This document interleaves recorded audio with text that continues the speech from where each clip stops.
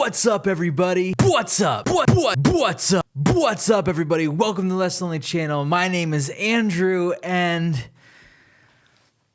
oh, this does not feel right. Yikes! Oh, guys, I'm sorry. I need to start again. Let's from the top. Come on, jeez. Oh.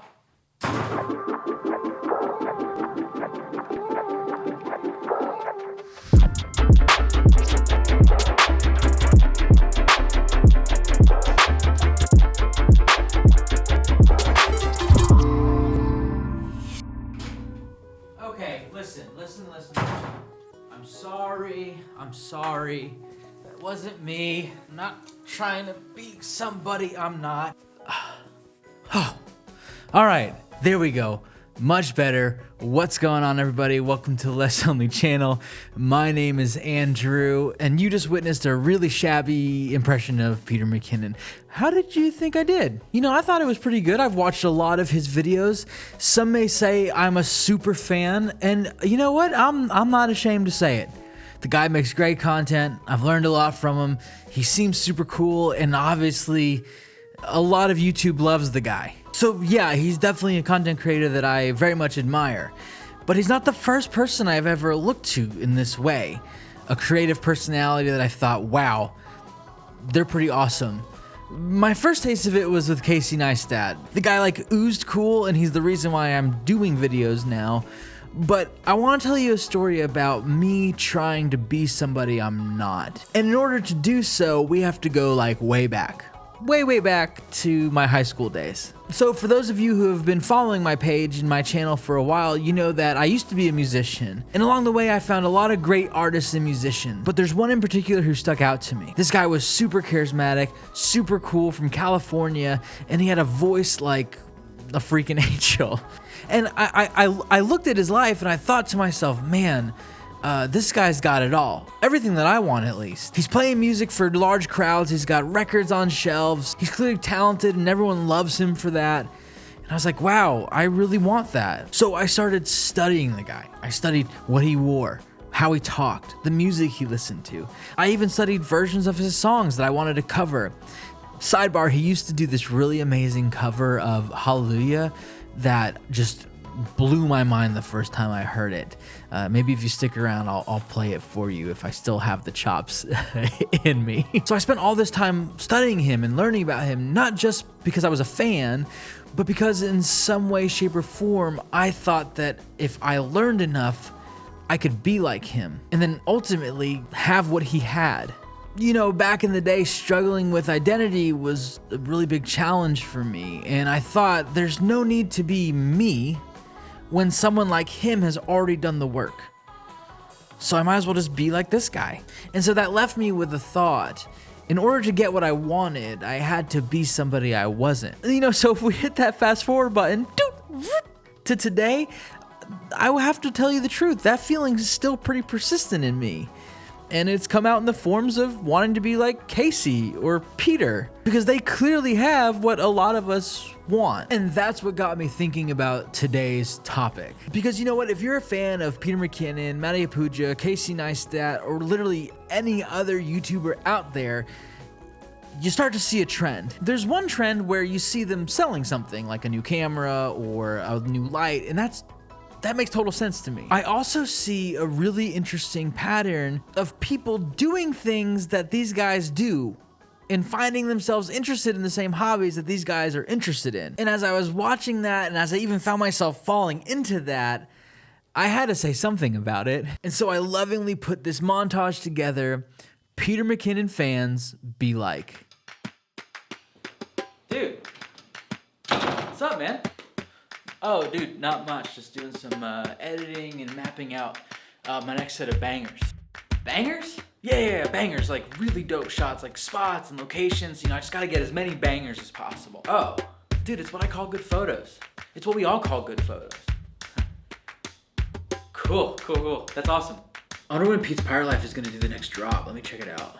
Shoot, man, I missed the coins again. He keeps dropping these coins. I keep having to be at work. I can't get them. Hot sauce? That guy's making hot sauce? Get some quick bangers. Yeah, you know, I got a couple rings, but they're not any Peter McKinnon rings. I'm thinking, you know, I should probably dive in and get some. Clarkson Colors is a pretty legit brand, so I'll probably get that new turquoise ring. I'll probably get it on my middle finger. I'm hoping to get at least 2 rings on each finger, you know, for the gram. And I'll probably just throw a preset on these, probably from his PMV2, you know. Yeah, I don't know, there's something about cards, like now Magic's like really cool, you know? Hey, so wait, what are you doing now? A pocket dump. Oh, a pocket dump. Is that exactly what it sounds like? Oh, dude, you wouldn't get it. It's like everyday carry, you know? It's like what you carry with you every day, and you just kind of put it on the table and show it off and dope flat lay. Unfortunately, all I carry around with me right now is this coin. Because of lockdown, I don't really go anywhere. Oh, dude, weather's looking great for an early morning sunrise session. Golden hour is gonna be sick. Probably have some bangers out there. I'm sorry? Oh, how do I edit my well, I use the Peter McKinnon LUTs. Shoot and log, and I just slap a LUT right on it. Sometimes if I'm not shooting log, I'll just still slap a LUT on it. Sound design? Oh, dude, yeah, for sound design, I use his effects. You know, he has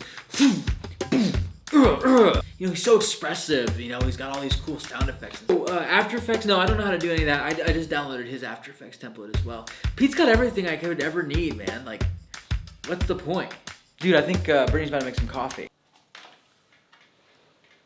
Did you just say coffee? Yeah. I gotta get some B-roll. Wait.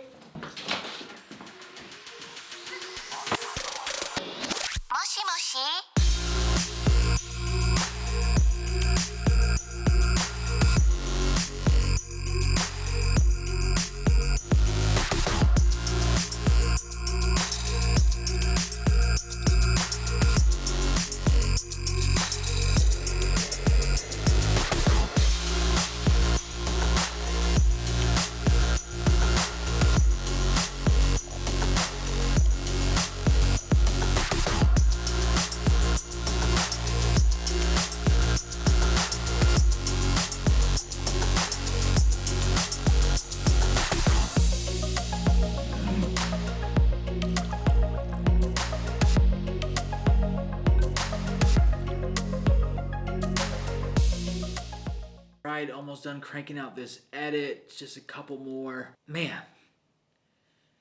I should probably move to Canada. Okay. Do not get the pitchforks out just yet. Just hear me out. Please. I made that compilation in love. 100% certifiable love. I love the community. I love Peter McKinnon. I love you guys. And I love the fans because I'm one too. Trust me. It's all love. It's all in good fun. I feel like you should be able to critique and make fun of something when you love it. So I want to make sure that we're good. Forget everybody else for a second. You and me. Are we good? Okay, good.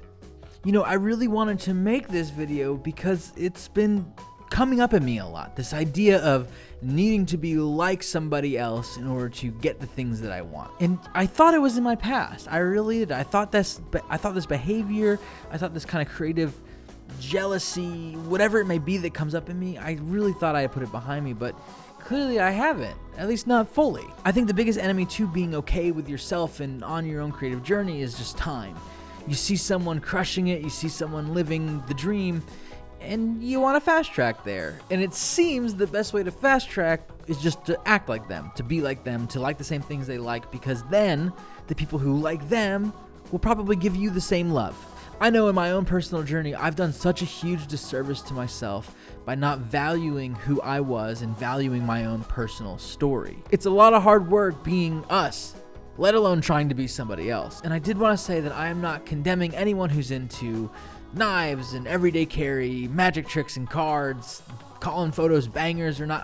I'm not interested in making fun of that. That's not what this video is about. If you love the culture, if you want to be a part of it, then by all means be a part of it. I just wanted to share my experience of seeing great creatives and wanting to have what they have and be like them.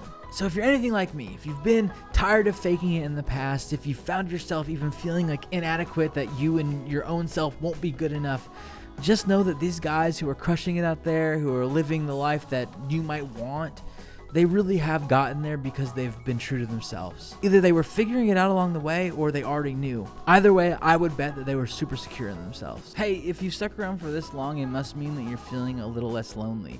And I have to say that I'm really, really glad that you're still here. To be completely honest with you, wrestling with and struggling with identity has been something I've dealt with for a very long time. So all jokes aside, I want to say I know it's hard.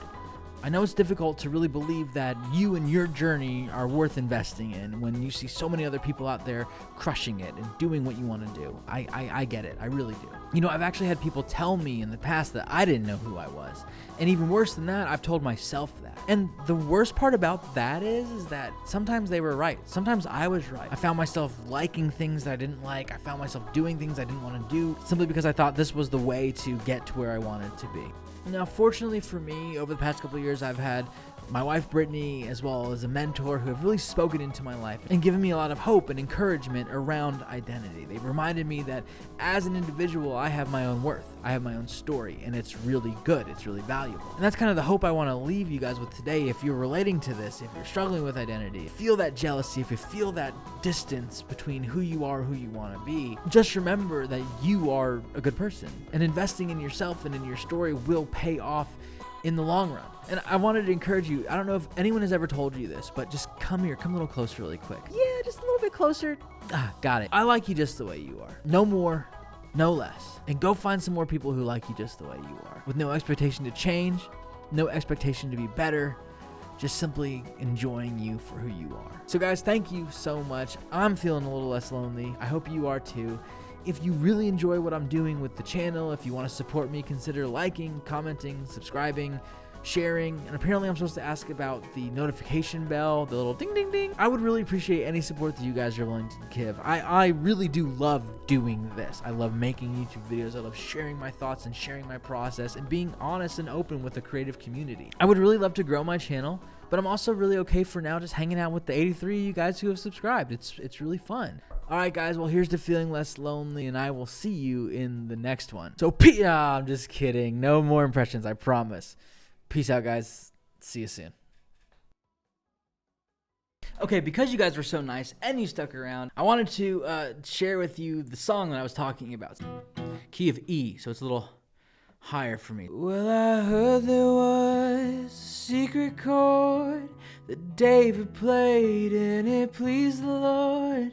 But you don't really care for music, do you?